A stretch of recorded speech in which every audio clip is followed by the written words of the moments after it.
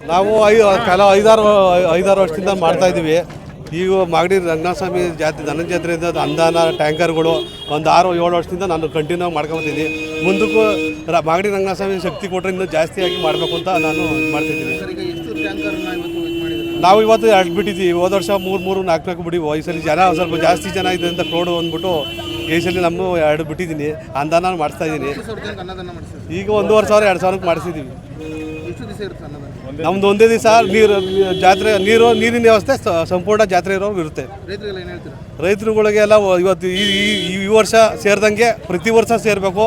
ಎಲ್ಲ ದೂರದಿಂದ ಬಂದವರ ರೈತರು ಅವ್ರಿಗೆ ಅನ್ನ ಆಗಲಿ ನೀರಾಗಲಿ ಯಾವುದೋ ಮಾಗಡಿ ತಾಲೂಕಲ್ಲಿ ಮಾಗಡಿ ಟೌನಲ್ಲಿ ಯಾರು ಏನು ಮೋಸ ಇಲ್ಲಪ್ಪ. ಮಾಡಿ ದನಿ ಜಾತ್ರೆಗೆ ಹೋದರೆ ಖುಷಿಯಾಗಿರ್ಬೋದು. ಅನ್ನದ ವ್ಯವಸ್ಥೆ ನೀರಿನ ವ್ಯವಸ್ಥೆ ಸಂಪೂರ್ಣ ಮಾಗಡಿ ಟೌನ್ ಜನ ಮಾಗಡಿ ತಾಲೂಕು ಜನ ಮಾಡಿಕೊಡ್ತಾರೆ ಅಂತ ಇದು ಹೇಳ್ತಾ ಇದ್ದೆವು.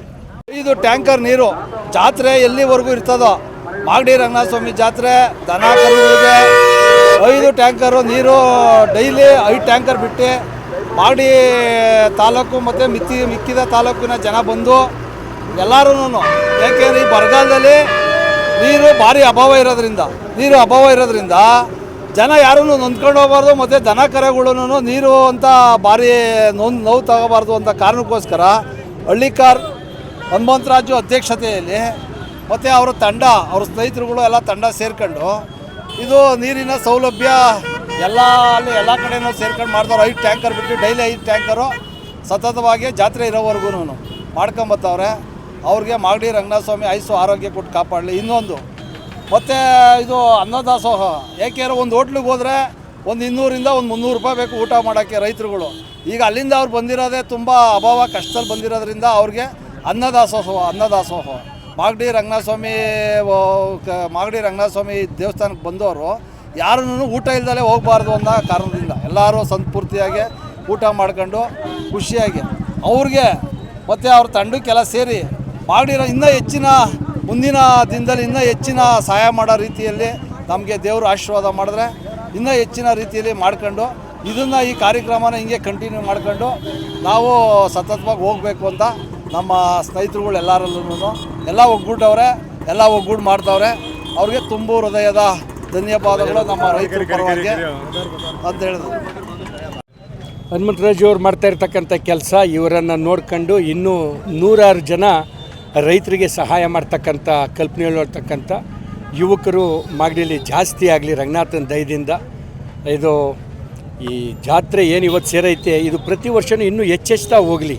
ಸಂಕ್ರಾಂತಿ ಹಬ್ಬದಲ್ಲಿ ಉನ್ನಿಕೋಟೆ ಕಟ್ಟಿದಾಗ ಗಂಜೆಚ್ಲು ಇಂಜೆಚ್ಲು ಅಂತ ಅಂದ್ಕೊಂಡು ಏನು ಉನ್ನಿಕೋಟೆ ಸುತ್ತ ತಿರುಗ್ತೀವಿ.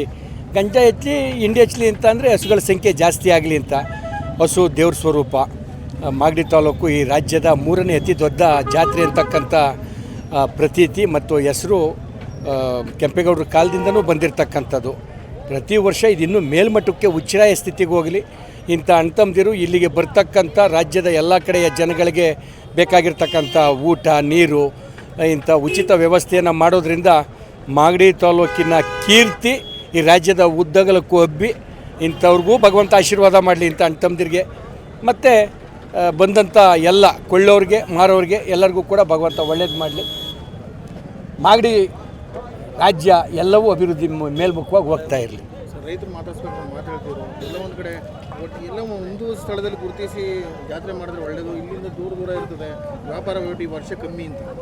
ಅದು ಅವರವರ ವ್ಯಾಪಾರದ ತಿಳುವಳಿಕೆ ಇರ್ತಕ್ಕಂಥವ್ರು ತಗೊಳ್ತಾ ಇರೋರು ಕೊಳ್ತಾ ಇರ್ತಾರೋ ಹೇಳ್ಬೇಕಾಗಿರೋ ಮಾತು. ನಾವು ನಮ್ಮ ತಿಳುವಳಿಕೆ ಮಾಗಡಿಯ ಈ ರಸ್ತೆಯ 2 ಕಡೆಗಳಿಗೆ 100 ಅಡಿ 200 ಅಡಿ 300 ಅಡಿ ಈ ಕಡೆ ಆ ಕಡೆ 2 ಕಡೆಗಳಲ್ಲಿ ದೊಡ್ಡ ಮಟ್ಟದ ರಾಶಿಗಳು ಸೇರಿವೆ ಅಂತಕ್ಕಂಥದ್ದು ನಮ್ಮ ತಿಳುವಳಿಕೆ. ಅವರು ವ್ಯಾಪಾರಸ್ಥರ ತಿಳುವಳಿಕೆ ನಮಗೆ ಗೊತ್ತಿಲ್ಲ ಸರ್. ಅದು ಆಮೇಲೆ ಒಂದತ್ರ ಮಾಡಲಿಕ್ಕೆ ಅದು ಇತ್ತೀಚಿನ ಪಟ್ಟಣ ಬೆಳವಣಿಗೆ ಆಗ್ತಾ ಇರ್ತಕ್ಕಂಥ ಸಂದರ್ಭದಲ್ಲಿ ಒಂದೇ ಹತ್ರ ಮಾಡ್ತಕ್ಕಂಥದ್ದು ಕಷ್ಟ ಆಗ್ಬೋದು. ಇರ್ತಕ್ಕಂಥ ವ್ಯವಸ್ಥೆ ಒಳಗೆ ಎಷ್ಟು ಅನುಕೂಲ ಆಗ್ಬೋದು ಅಷ್ಟು ಅನುಕೂಲ ಮಾಡಿ ಪಟ್ಟಣದ ಪುರಸಭೆ ವತಿಯಿಂದ ಮಾಡಿ ಅದನ್ನು ಮುಂದುವರ್ಸ್ಕೊಂಡು ಹೋಗ್ಬೋದು ಸರ್.